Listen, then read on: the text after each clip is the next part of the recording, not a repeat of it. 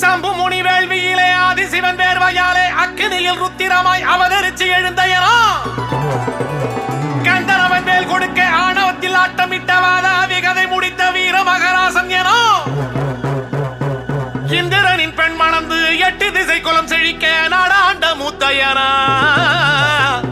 நம்ம வன்னியர் குல சத்திரியர் எனந்தாண்டா வீர வன்னியர் எனந்தாண்டா.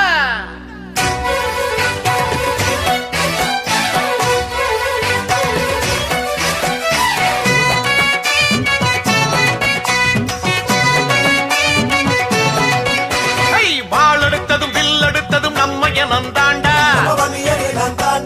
வேலெடுத்ததும் வினை முடித்ததும் நம்ம நந்தாண்டா வீரமுள்ளதும் மானம் மிக்கதும் நம்ம நந்தாண்டா